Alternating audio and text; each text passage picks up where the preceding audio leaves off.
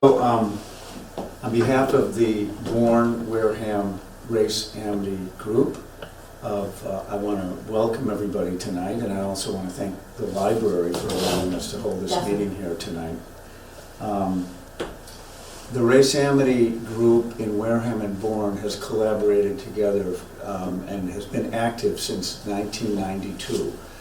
Originally, we weren't called Race Amity Group, we were called the Institute for the Healing of Racism, because we see racism as a social disease that really, for our country to fulfill its destiny and to progress, we need to eradicate racism. I mean, it's our most challenging issue. And the Race Amity movement originated as a Baha'i-inspired, Baha'i faith-inspired movement. However, it's not just Baha'is who take part in it. It's all like-minded people who believe in the oneness of humanity and believe that racism must be stopped. And in light of what happened in Buffalo, New York, it just flared, racism flared its ugly head again in one of our cities and took innocent lives. And, so let's just take a moment. We'd like to take a moment to remember the 10 souls that perished and also the wounded and the whole community there, but not only for them, but for all of us, because we're all part of one human family, and we're all Americans. So I'd like to share a prayer to start the meeting tonight for humanity.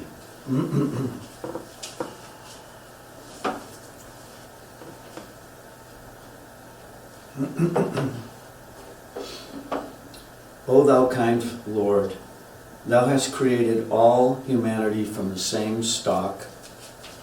Thou hast decreed that all shall belong to the same household. In thy holy presence they are all thy servants, and all mankind are sheltered beneath thy tabernacle. All have gathered together at thy table of bounty.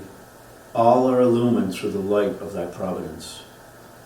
O God, thou art kind to all. Thou hast provided for all. Thou dost shelter all.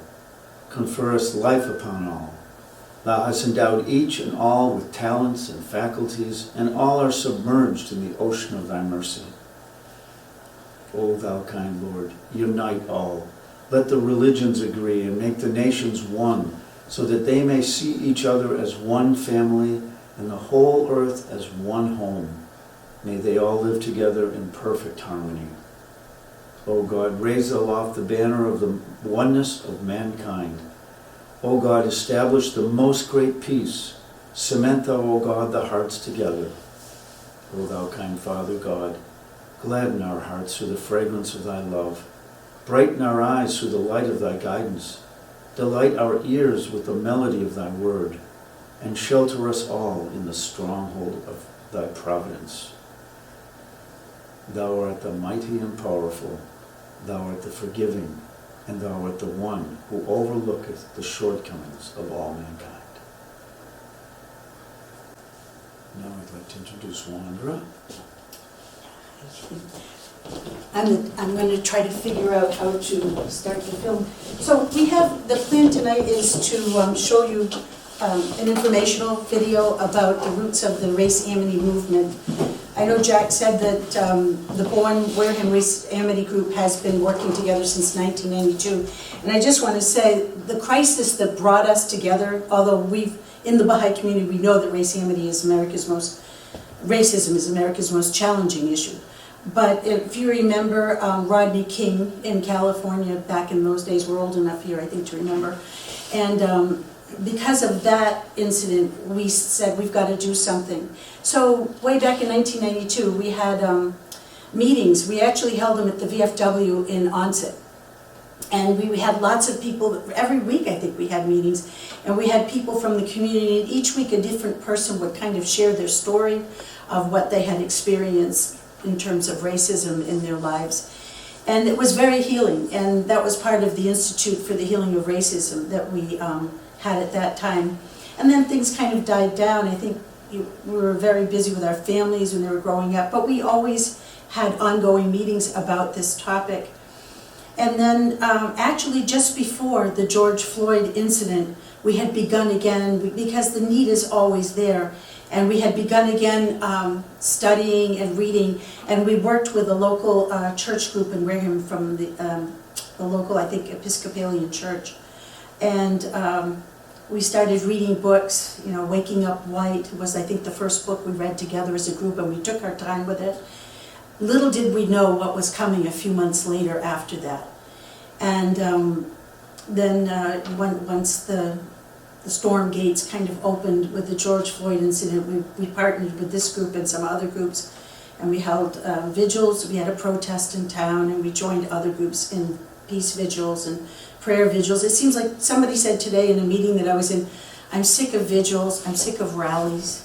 You know, why can't we get further beyond that? And that's such a good question. So tonight we're hoping to offer some solutions, not real solutions, because the solution really lies within all of us, but a perspective that's often missed sometimes when people are talking about racism. And we call it the other tradition in the Race Amity movement. So we have this introductory video that I'm going to see if I can start for you, and it's about 15 minutes long, and then we're going to hear from Ann Landry, one of the founding members of the Race Amity, the National Center for Race Amity. At the end of May 1921, the nation's capital played host to a multiracial, interfaith gathering, the likes of which had rarely been seen in the segregated South.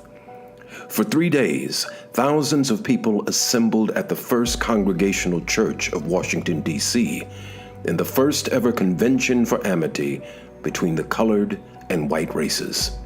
One of the key contributors to this history-making visionary event was an African-American son of slaves who was a man of deep faith, a scholar, a lawyer, an ardent believer in race unity.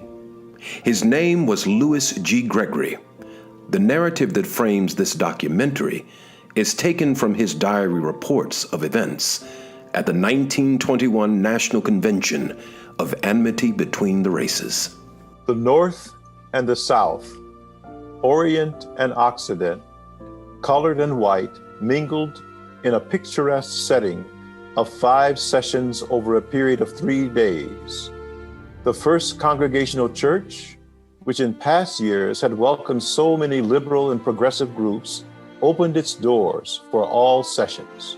Among the distinguished people who aided the endeavor were Reverend Dr. Jason Noble Pierce, Honorable Moses E. Clapp, former senator from Nebraska, Senator Samuel Shortridge of California, C. Lee Cook, famous Southern businessman, Dr. Elaine Locke, Honorable Martin B. Madden, Congressman from Illinois, William H. Randall, Professor George W. Cook, Mrs. Coralie Franklin Cook, Roy C. Wilhelm, Janabi Fadl Mezandariani of Iran, and Lieutenant General Nelson A. Miles, commanding the American Army.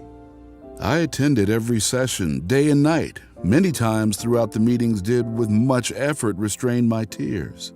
My heart leapt and throbbed and many times almost burst within my breast. I am a colored man. My race as a whole, I believe, is quite ready to welcome the glad day when all will be brothers. The trouble is nearly unilateral. God, give us the day. It was a time not unlike today. 50 years had elapsed since the Civil War and the emancipation of America's enslaved people. At the federal level, Reconstruction amendments passed in the immediate aftermath of the Civil War recognized the humanity of African Americans, but Jim Crow laws in the South encroached on nearly every aspect of life. America's apartheid, Jim Crow first impinged on voting rights won after the war. Then, step by step, inch by inch, Jim Crow outlawed even the most superficial of cross-racial mingling. Schools, hospitals, amusement parks, train platforms, bus depots, doctors' waiting rooms, restrooms, post office and bank teller windows. At the same time, the Ku Klux Klan arose again to enforce the Jim Crow social order. Terrible, horrendous things happening to blacks, lynching and burning people. And not only that, we also have to remember that these lynchings and burning of people, they would invite men, women, and children and see these things, you see. And so you had a culture. It was a celebration of the denigration, of black folk. Then in 1919, the nation's capital and more than 30 other American cities erupted into violence and chaos, incited by white mobs in unprovoked attacks on blacks. What we see in 1919 in various places, throughout the country, most certainly in Chicago and DC, is that blacks are showing defiance, and they're showing a willingness to fight back rather than to just be victimized.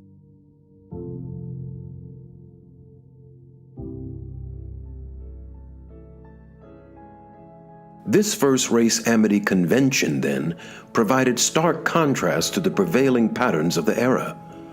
Thousands of men and women from various racial backgrounds, hues, cultural traditions, and social classes chose to sit shoulder to shoulder in church pews for 3 straight days, a simple but truly revolutionary act. The specific purpose of this initial convention was race understanding. Eloquent addresses, large audiences responding not only to the wide press notices, but the circulation of 19,000 programs, ideal weather, and an atmosphere that was spiritual and heavenly could have but an extraordinary effect. And the spirit of reconciliation seemed to sweep the city. This convention had the fervent approval of the President of the United States, although officially he took no part in it. The gratitude of the Chief Executive may be well understood when it is recalled that but a short time before, the historic city had been violently disturbed by a race riot fatal to many. Now the cleansing and purifying power of the Holy Spirit was at work, bringing harmony and peace to those who had passed through the shadow of death. Whether aware of it or not, when convention goers stepped through the doors of the church, they also stepped into the flow of the other tradition. There have been people all over the country, all through history, who have been able to envision a different kind of society. We know about the tradition of racism, and it's important that we study the tradition of racism. But at the same time, we need to understand that there's a parallel tradition. They're interrelated. The other tradition is something where people from different racial ethnic groups have worked together to address social injustices throughout history. The other tradition dates back to the origins of European settlement in North America. In 1619, early colonists captured African men and brought them in bondage to Jamestown, Virginia. While enslavement grew in reach, the other tradition freshened the historically rich soil of the colonial period, as interracial communities appeared along Virginia's eastern shore. From about 1650 to 1670, blacks and whites in these communities exchanged land and livestock, hired and fired each other, rented rooms in each other's homes, and cross-racial marriage and adoption became commonplace. As history unfolded, this ever-present other tradition of cross-racial collaboration was practiced.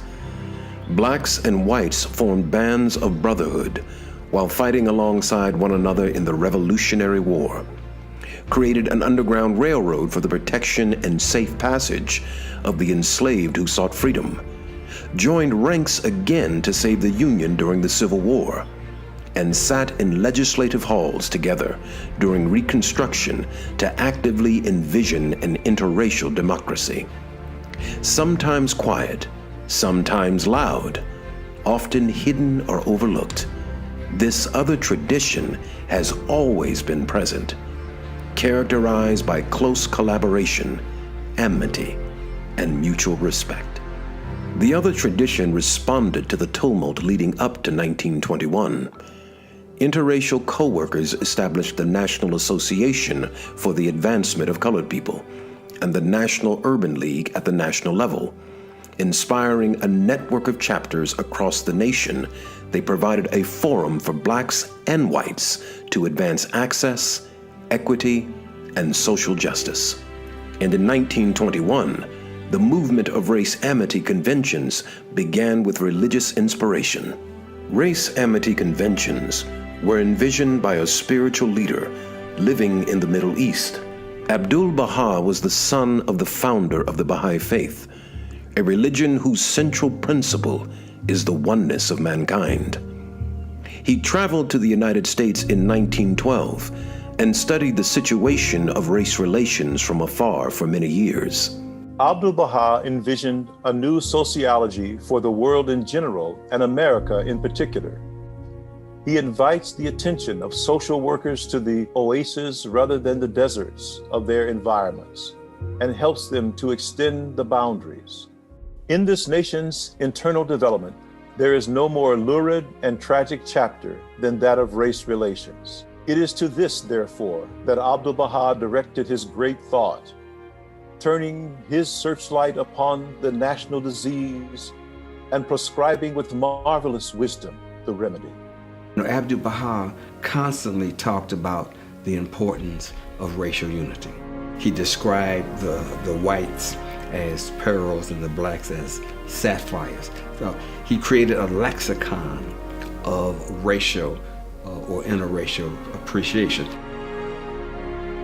When it came to the first Race Amity convention, Abdul-Baha placed responsibility squarely on the shoulders of a woman by the name of Mrs. Agnes S. Parsons. Agnes Parsons, this Washington, D.C. socialite who had very little exposure to African Americans. She wasn't necessarily what you would call the most progressive person. She wasn't a Jane Addams. She wasn't a radical white woman, okay? So why did he pick her? The call for blacks and whites to come together for a new effort to abolish prejudice needed to come from a well-to-do white person, not from African Americans who could easily be sidelined and disregarded. With famed philosopher, educator, and Rhodes Scholar Alain Locke serving as chair of one of the sessions, the program included talks on the spiritual and scientific components of interracial brotherhood. Artistic presentations celebrated black culture through a musical performance by violinist Joseph Douglas, grandson of Frederick Douglass. A talk on black poets by Coralie Cook, a professor at Howard University. And an evening of traditional African American spirituals with historical commentary given by Howard University Director of Music, Gabrielle Pelham, and the University Dean of Music, Lou Levere. In modern minds, performances of black music and poetry are commonplace, and perhaps even the stereotypical role assigned to black presenters. But from the time of emancipation onward, Jim Crow had been aided by a propaganda campaign against black people. Scholar W.E.B. Du Bois called it one of the most stupendous efforts the world ever saw to discredit human beings. This campaign involved universities, history, science, social life, and religion, and placed into the minds of Americans from kindergarten through adulthood that people of African descent had never contributed to civilization. The convention's focus on celebrating black civilization served as both education and healing. Shortly thereafter, Alain Locke launched the revolutionary framework for African American scholarship and artistic expression in initiating the Harlem Renaissance, the fountainhead of African American scholarship, to advance American intellectual and artistic expression. This first Race Amity convention sparked a national movement of large-scale interracial gatherings. Washington, D.C. hosted 3 more conventions in 1922, 1923, and then formed a racial amity discussion group led by Coralie Cook and Agnes Parsons.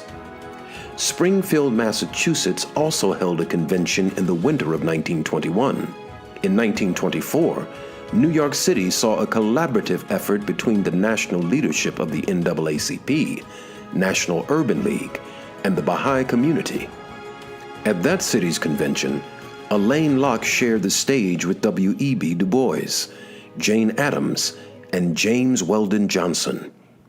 Throughout the 1920s, conventions took place in Philadelphia, Boston, Chicago, Montreal, Detroit, and Pittsburgh.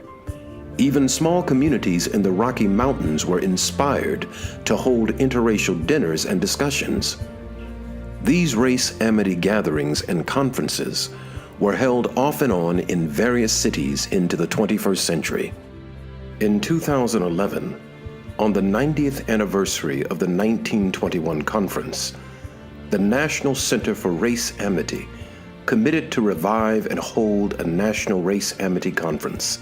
This commitment led to the May 21st, 2021 convening of the centenary celebration of that first conference 100 years earlier.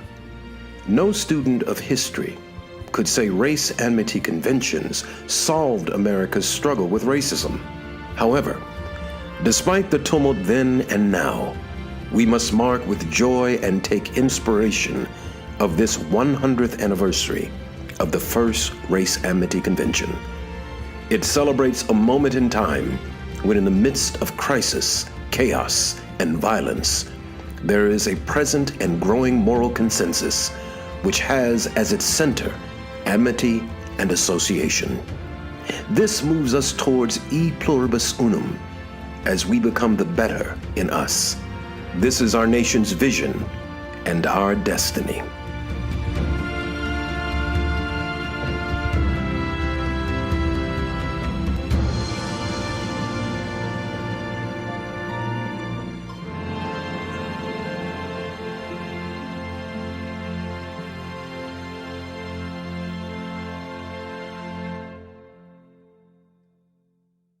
I don't know if you realize, towards the end of that film, there was a beautiful picture of our speaker tonight, Ann Landry. I saw that. And I want to say that Ann, I've known Ann, I don't know, 10, 20, 30, I don't know how long we've known each other. But Ann is one of the founding members of the National Center for Race Amity, which began at that time out of Wheelock College through, well, Ann will tell you, through Dr. William Smith. We call him Smitty. I have to say, I am so moved by that particular 16-minute video. It shows everything that's good in people and in the world, and it reminds us of how much we've been robbed of by not having known this from the get-go. If American history was always taught through the lens of the other tradition. So we've got race amity, and what we refer to race amity, these posters, okay? These posters that highlight cross-racial, cross-cultural friendships that have always existed and that still exist. And as Richard said in the movie, there was always this parallel movement against slavery, and it was race amity. So that's race amity, and it sits under the heading of the other tradition. So just so to me, sometimes it gets a little bit confusing. Yeah, but we can start with the fact that racism relies on a man-made construct of what race actually is. It's been said already here, we are Homo sapiens, we are human beings, we are one race. And the fact that we come in colors is a blessing in my book, but it's a necessity. If you're born near the equator, you better be black or brown, because you'll be burnt up if you're not. I mean, it's as simple as, you know, how, I remember Joy DeBroy, who was what is her book called? Wonder, what's her book? It's Surviving, it's post-traumatic slave syndrome. Yeah, post-traumatic slave syndrome. And she talks about in there that this idea of what the races were literally came out of 1 or 2 papers about 3 to 5 pages long that 2 white men way back decided that they would classify the races and that they would name them, and then they would attribute good and bad things to them. And so it's such, you know, it's such fake news, the way we use race, this, you know, and yet it's just such a shame that we have to suffer through this now because of what happened back then, which had no scientific basis anyways. But we all know here that we are scientifically this one race, and we are one human race. So I love that video, as I said, both for the positive, and it annoys me for the negative of it. So how do I fit in some of this? You know, I'm kind of the old lady at the National Center for Race Amity. It was in 2010 that Dr. Smith founded the National Center for Race Amity. It was initially at Wheelock. And I was very happy that he tapped me to come and be part of the board and to work on planning and creating and presenting the first Race Amity Day on the second Sunday of June in 2011. So he founded the center in 2010, and in 2011 we held our first Race Amity Race Amity Festival on the Rose Kennedy Greenway in Boston. And that's where we introduced this idea of Race Amity. I can tell you in the beginning, a lot of people didn't like this idea, this word, amity. There was a lot of pushback when I was trying to talk to other people about this and stuff. But it was really exactly the right word for 2 reasons. One is Dr. Smith did want to tip his hat to the first Race Amity conference, and back in 1921, amity was a very common word. In fact, amity has been used, I think I read, for over 500 years. But the thing that is very special to me is that amity came to be known as the word to use when negotiations or people coming together had treated with each other with great respect, even though there were differences. So 2 reasons to continue with using the term Race Amity is, one is the original conference, and the fact that it was really kind of like a tailor-made word. So, all right, 2010, he founded the National Center for Race Amity. He is to this day still our founding executive director. And he had from the start a specific mission in mind for the center, which was to offer a different new entry point for the public discourse on race in America. And I want to read you exactly, I will quote him. Race relations in America will not substantially improve unless the public discourse on race moves beyond the blame, grievance, rejection framework to one that recognizes and celebrates our ability to overcome racial prejudice through association, amity, and collaboration.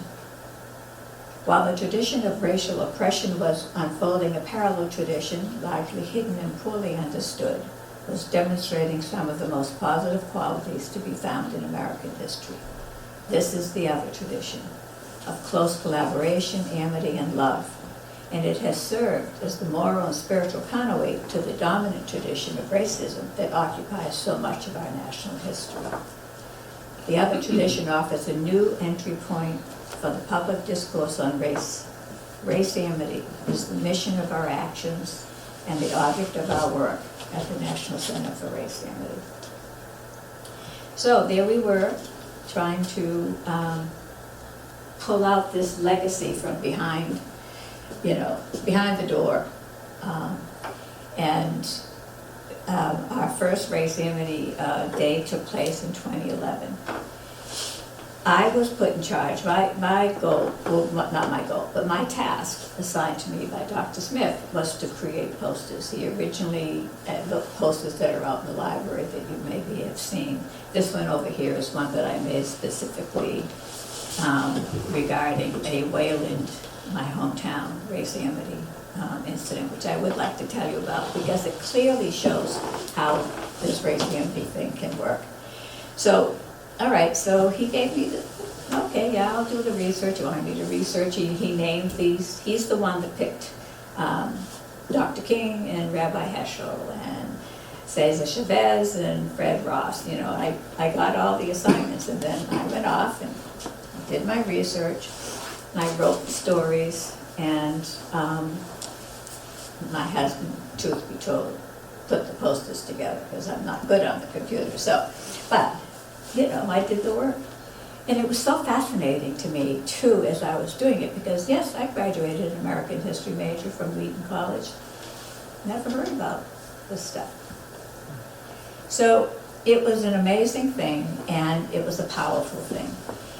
And I can tell you the response to the posters are quite amazing, and especially in the beginning, parents were saying, can I take some of the handouts and give them to my kids' teachers and, that kind of stuff. So it was great work. It was work that I was very happy to do.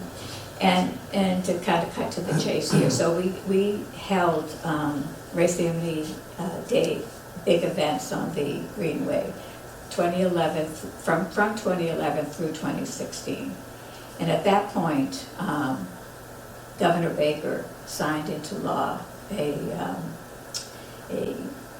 act that had been brought through the legislature and declaring that Race Amity Day would forever be on the Commonwealth, the calendar of the Commonwealth of Massachusetts in perpetuity, and it would be on the second Sunday of June. And that was a great win for us. And Dr. Smitty, and other allies did a fabulous job making that happen. So at that point, what happened is, we said, okay, so we're not going to do this big stuff anymore, and we turned to our own hometowns and to our own grassroots and our neighboring grassroots, and we started to work to make this happen. And that's still what we're doing now. We're working on the grassroots. So I don't know that you need to know much more about that. You said, how did I come to do this? There was one other thing that I would tie into this. Before I was asked to join in 2010, I had worked for an organization called Social Justice for Women. And it was, when I was asked to do this work, so I was in this position where I was asked to do this. Social Justice for Women was going to put together a center for the female inmates, for the women at Framingham Prison. And they were going to give classes and offer help. One of the hardest things that you can imagine is being away from your children. Most of the women at Framingham would go in for very petty things and do a 3-month sentence and then, but they often came back. And, I was pretty nervous about it. Now, I had been doing smaller things like Wayland Diversity Network and that kind of stuff, but, I thought about two things I had in mind. One was I may not be capable of doing great things, but I am capable of doing small things with great love. And that's from Mother Teresa. And the other one was Dr. King's quote. Let me see. We begin to die. We begin to die when we turn away from injustice, basically. So I thought, okay, I'm going to do this. And sure enough, it was an incredible, I worked 10 years, not for the prison system, but for this organization. And the staff, we were black, white, Latina, gay, and straight. We matched the population totally. And it was such an eye-opener for a middle-class lady, to be there and to thinking, what can I do? All you have to do is listen. All you have to do is treat them with respect. All you have to do is say, I hear you. I mean, it just blew my mind, and it was awesome. I learned so much. We became such a tight group. I mean, talk about Race Amity. I didn't know that term then. We had, Latino women, as I said, and black women. And because we trusted each other, it was amazing. We could do things. I'll give you an example. One of the things I learned there was that black people really don't want to teach us white people how to do this. We need to do it. We need to find out how to do it. And above all, we need to stay in the conversation. And so I thought, wow, yeah, that's right, that's right. And there was one incident, and I'll just talk about this and then move on. We were cleaning the center. It wasn't, we were in a prison. It wasn't like we didn't have any maids coming in or anything like that to clean up after us. And we were in the bathroom. It was myself, a dear friend of mine, who she and I together we created a Mothering at a Distance group for women to sign up for. And Barbara, this lovely black woman. And Kathy, who's got the map of Ireland on her face, and, she's washing her hands. She says, oh my God, my hands are black. My hands are black. And I'm just washing my hands, and then we hear very quietly, Kathy, your hands aren't black, they're dirty. And it was such an aha moment for me and for her. And it began this idea of like, whoa, words can really hurt. So I was like, whoa, yay. And I tried telling so many of my white friends about this, and I couldn't find a one that got it. Oh, that's over the top. Isn't that a little crazy? But then you start thinking about these things you heard, keep your cotton picking hands out of the cookie jar. Well, where do you think cotton picking hands came from? Or bonehead. Yeah, maybe Africans like to put bones in their hair. So it just starts, it starts working like that, and it starts opening like that. And sure enough, shortly after that, I was able to find a group where they talked about words and the power of words. And there's, black magic and white magic, and the bad cowboy is the one with the black hat, and the good cowboy has the white hat, et cetera, et cetera.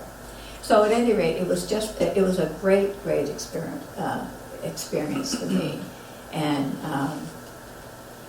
so that really put me on the social justice. I wanted to keep moving towards social justice. And I saw a lot of injustice in the prison, but we're not going to go into that. We're talking. It's just that the Race Amity part of that, which was just so important. So, at any rate, that was, really gave me courage to keep moving forward and doing things. And so then, yes, and then we, Dr. Smitty and I are friends, as we all are with him, and. So after, we went from 2011 to 2016, we did these big events, and we kept pushing this idea that, without saying the words, we've been cheated, because we never heard about this before. But, this is the legacy. This is the legacy. This Race Amity, the other tradition legacy, we have to keep uncovering it. It was the most important part of, I think, my work there. And so at any rate, I don't know that there's nothing more to say, so I'm still working with the center and all of that. So I was thinking about this movie and these, I wanted to just think about the power that we see in this movie with Race Amity. So I just wrote this, this list, like, okay, I believe that Race Amity is both an important American legacy that has been buried and hidden for far too long, and it is also the hope and the answer for our future. Okay? I believe Race Amity is the hope of our country's motto, E pluribus unum, out of many one.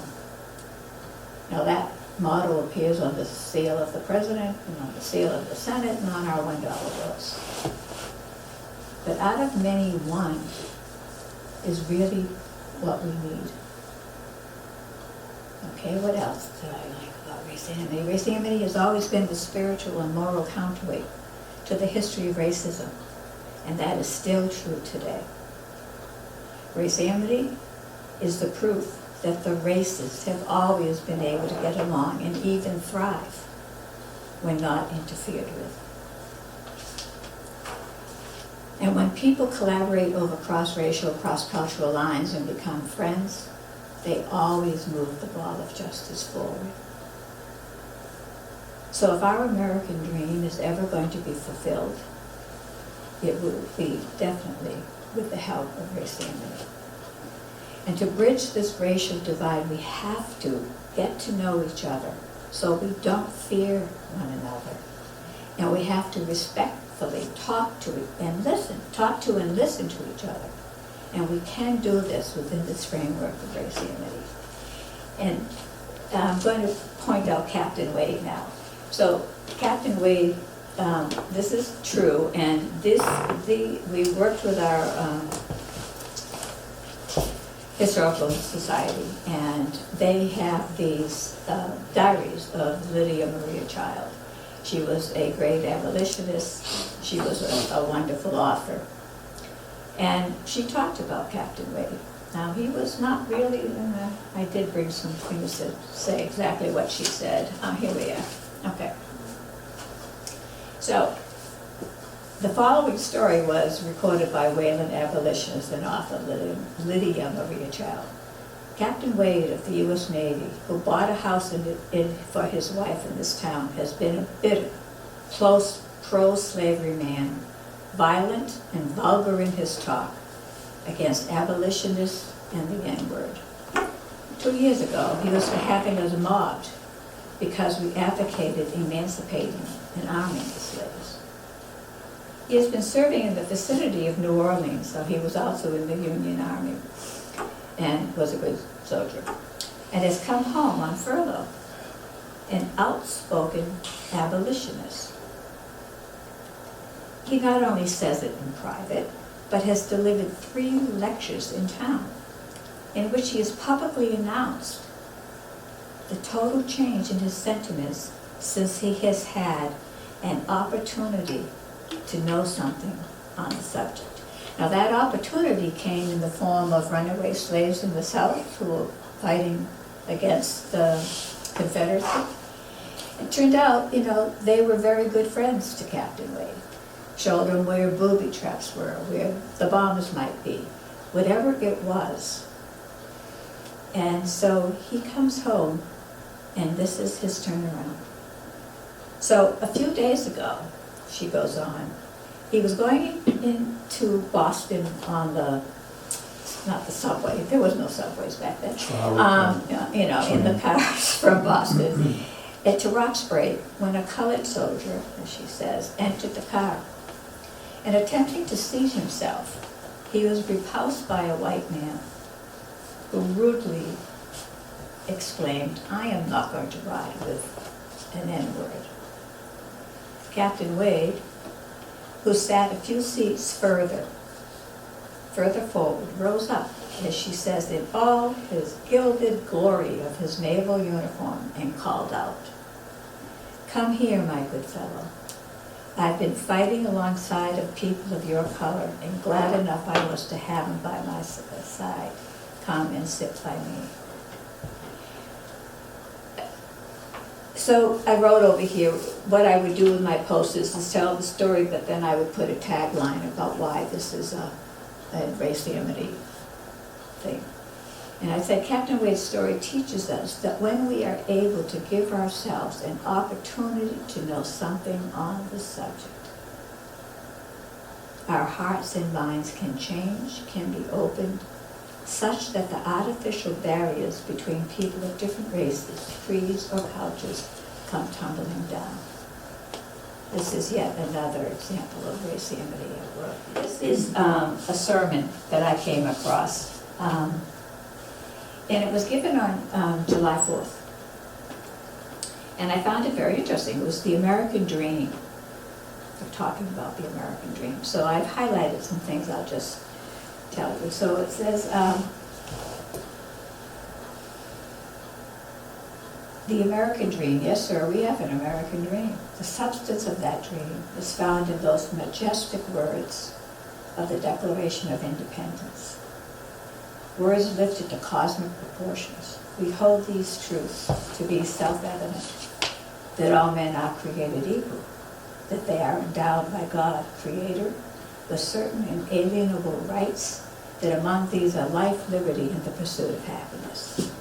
This is a great dream. But the first thing we notice about this dream is an amazing universalism. It doesn't say some men. It says all men. It doesn't say all white men. It says all men, which includes black men. It does not say all Gentiles. It says all men, which includes Jews. It doesn't say all Protestants. It says all men, which includes Catholics. It doesn't even say all theists and believers. It says all men, which includes humanists and agnostics. The dream goes on to say that that each of us has certain basic rights that are neither derived from or conferred by the state. So they are God-given. Never before in the history of the world has a socio-political document expressed in such profound, eloquent, and unequivocal language the dignity and the worth of the human personality. I will short this up, but he goes on to say, since the founding fathers of our nation dreamed this dream, America has become something of a schizophrenic personality, tragically divided against itself. On the one hand, we have profoundly professed great principles of democracy, but on the other hand, we have sadly practiced the very opposite of those principles. But now, more than ever before, America is challenged to realize its dream. For the shape of the world today does not permit our nation the luxury of an anemic democracy. And the price that America must pay for the continued oppression of the black man and other minority groups is the price of its own destruction. And the clock of destiny is ticking out. We must act now before it is too late. Now that stopped me in my tracks. And I have other things, but we have to really be careful here. So, I mean, okay, that's what he was saying. And what are we saying today with the shootings and the injustices and what goes on and on and on? So, that scared me. You know, it really did. This is where we are. Now, the interesting thing about this sermon is that it was given on July 4th, I told you, in 1965, 57 years ago, by Dr. King. So what in the heck have we been doing for 57 years? We need Race Amity more than ever. And I believe that Race Amity is all of these things. And I also believe that America, and he talks about this too, which I was very happy about because I talked about it first, well, at least before I know he talked about it. And, you know, I've always thought that America, we are like a mini world. We have every race, color, creed.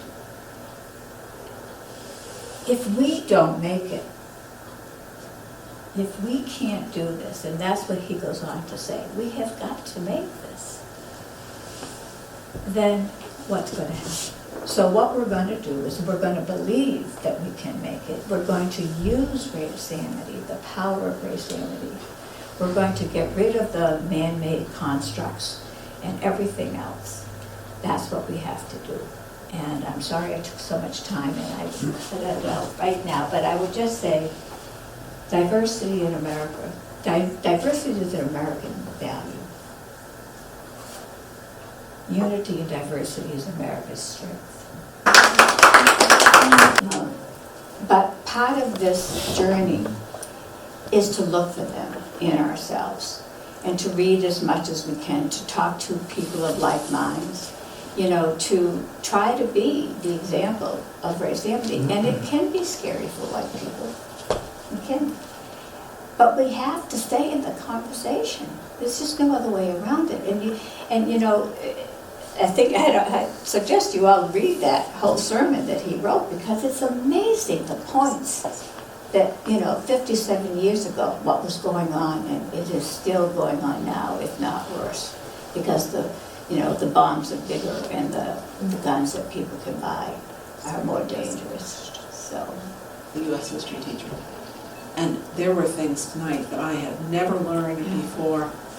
I mean, I'm ABD in American history. I'd never heard some of these things. It's never been in a textbook, and I'm thinking about that. And at the same time, I'm thinking about this whole push that we're seeing right now against teaching about diversity and race relations in schools under the, you know, oh, it's CRT. Yeah. And what is CRT? Critical race theory. What does that mean? It just means you're looking critically at a subject.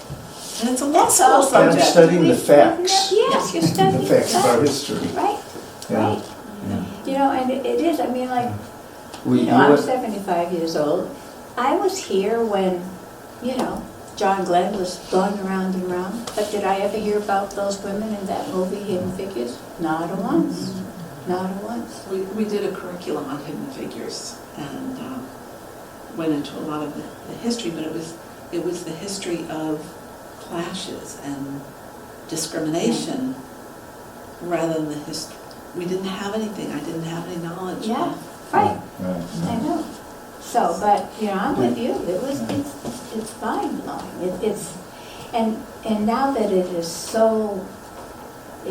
bubbling up here so badly, it is so darn serious for us. I have 6 grandkids, you know, 2 children. This is not, we have got to come together and do this work. And you know, and the thing with education too, there was a petition that kids at the high school in Wayland were very upset. I think it was the timing of this is a little bit confusing to me because of the COVID shutdown and everything. But they issued a petition. They wanted to see more movies with people of color. They wanted to have more teachers with people of color. They wanted to read books that were pertinent. They wanted to know the truth. They wanted to hear, what is it? And, James Baldwin said, we may not be able to solve everything, but we have to face it. We have to face it all. Can I share a story? Yes. I'll be very brief. Some of you have heard the story. Just an example of, a practical example of Race Amity. My mother, from Buffalo, New York, my mother was raised Christian, churchgoer, sang in the choirs, took us to church every day. I mean, she considered herself a good Christian woman. And so we moved from Buffalo to a small town outside of Buffalo.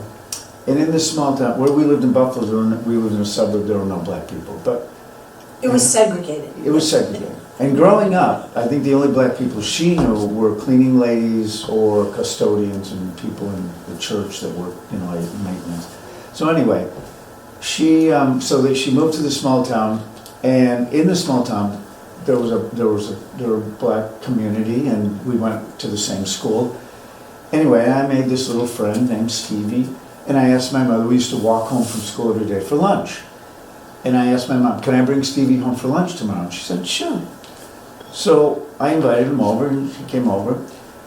And when he came into our house and he entered the kitchen, and I said, Mom, this is Stevie. She looked at him, and he was black. And her heart dropped. She told me this years later. Her heart dropped, and she thought to herself, what's that? I thought I loved everyone, or I thought everyone was God's children, So she realized in that moment that she was infected with racism. And, she served us lunch and everything was fine, but she felt really strange doing that. She wondered, what's that all about? So she reflected on it, and she thought, I have to do something. So when we went back to Buffalo, she decided to go downtown to Jefferson Avenue, right where this Tops Market is in Buffalo, where this horrible thing happened, and go to a black church and offer her services. She was a seamstress. She knew how to make curtains and clothes and everything. She went to that church and she volunteered to teach sewing and things like that. So for the next 30 years, she went down there every week and taught sewing. Awesome. And made tons of friends, black friends, brought them to our house in the suburbs, took them to the cottage up in Canada, became friends. So to me, was a concrete, real example of That's what Race awesome. Amity is all Great about. And story. it helped her get over her She had a fears. chance to get to know something. Yeah, and she went through that transformation and hopefully got rid of a lot of the racism that she had been raised with. I worked with a lady up at Johnson & Johnson, and she was telling me that when she chose to move to New Bedford, she purposely chose a segregated neighborhood. Integrated neighborhood. Because she did not want to be segregated. She wanted to live with a diversity of people. And she was as white as a Georgia peach. She was, but she chose to live in the integrated neighborhood. So I think that's important. I mean, I'm remembering back as a kid in high school that we had various exchange students from France and from Finland, and Teresa and I hosted a couple of young girls from China during the summer. And I think that's so important, just to expose ourselves to other people, other traditions, other cultures, other ways of living together. I think that's one solution, is to be open to that kind of cross-cultural travel or education. Sure. Well, I wanted to say, I also was an educator, and I finished the last 13 years of my career as a teacher in Falmouth. And I did a lot with the curriculum, and I taught a lot about the early history of this country from the Native point of view, because I had attended this awesome conference in 1992 hosted by the Wampanoags. So I had a lot of that understanding, a lot of that knowledge. But it never occurred to me that until I really started thinking about Race Amity, that I should have given more weight to examples of race amity in my classroom. Yes, we did read the book Teammates, we talked about Ruby Bridges, integrating schools in the South. We did a lot, and probably more than most teachers, but I didn't tell the kids, look, here's an example of race amity, and I didn't put that front and center in a way that I would now.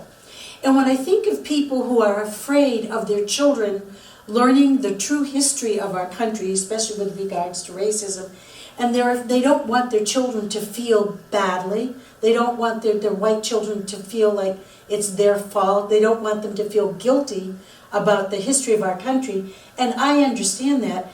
What a perfect example to show them, yes, that was going on, this also was going on, and then show them the examples of race amity. Those are powerful examples for children. And I always, we were talking to some kids at Wareham High School on Monday, a wonderful group of kids at the Global Education Club, and they asked us, they said, what can we do to promote race amity? And I said, one of the things you can do is stand up for race amity in your own life.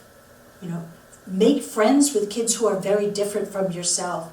Seek out other points of view and other perspectives. Get to know people who are very different from yourself. I said, I don't know, here in Wareham, if you've had an opportunity to have good friends from other cultures and races. I said, but if you haven't, try to do that when you go to college, because most of them are on their way.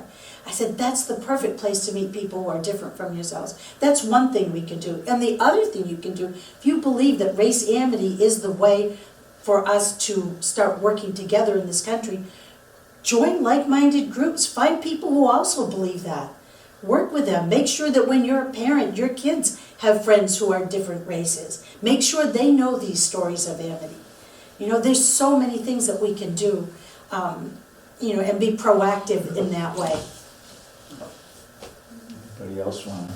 Because we don't have a whole lot of time. I was getting ready to teach for the first time. I lived in DC. I was hired to teach at Falmouth High School. Didn't have enough teaching credits. And so the summer before we moved up here, I was taking courses and I couldn't afford any of the private universities in DC, so I went to DC Teachers College. And as far as I know, I may not have been the only white student there, but I was the only white student I saw. And it was really an eye-opening experience for me, and a number of my peers were taking tests and measurements. I was working as a statistician at the World Bank, and some of the people in my class came down to the World Bank after hours to use my big calculator we had back then. And then I was taking an exam the night the Martin Luther King riots broke out. 1968? 68. And we could actually look out the window and see the fires in D.C. Oh my goodness. And my classmates were so nice. They walked me to my car. They talked to me about how I should go home, which routes I should take. That was just That's an example of experience. amity. Yeah. It's an interesting sensation, too, to be the only white person in a large group of people, and they're all different. And that's how black people, they're in that situation many times, where they're the minority and everybody's white. But when it's reversed, it's really an eye-opener, because you realize, oh, this is how it feels? I never realized it. We don't think of it, because we're the mainstream.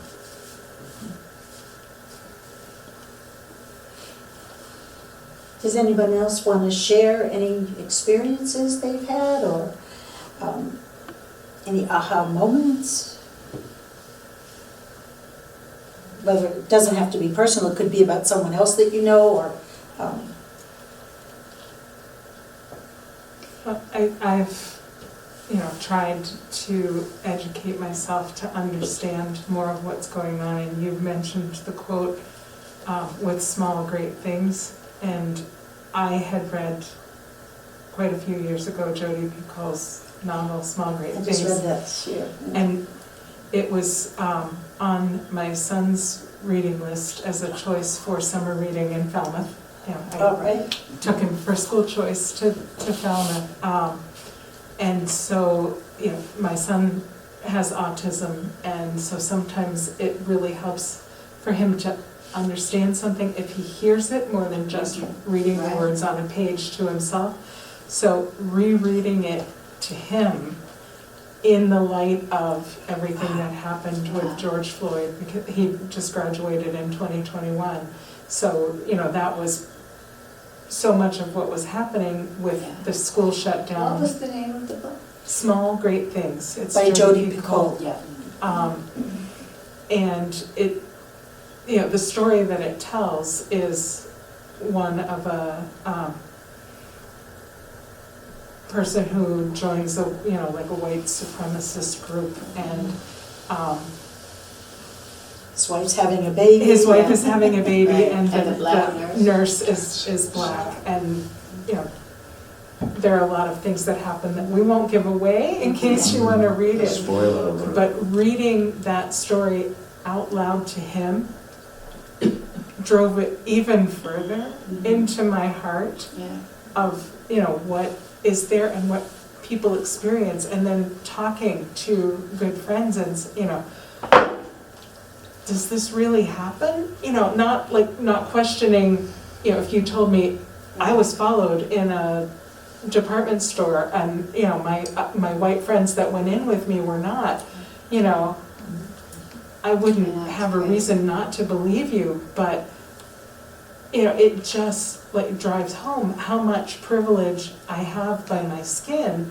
And I have said, I want to take that privilege and use it to make the world a better place for other people. And then having a son with special needs, wanting to make the world a better place for him as well. We try to meet once a month, and I often will start the meeting with a video or something that catches our attention, and then we talk about it. If you're interested in joining our group, there's a sign-up sheet there. You just put your name and how to contact you. Also, the Born Wareham Race Amity group has a Facebook page, and there's lots of different things there. And there's quite a few things about Native American people, about different. It's not just about Race Amity. It's also about, for example, replacement theory. It's about all these different things that people need to try to understand, so that we can, reach across the divide and make friends with people who are different from ourselves. So please feel free to visit the Facebook page. As I mentioned, in Massachusetts, the second Sunday of every June is Race Amity Day. Yeah.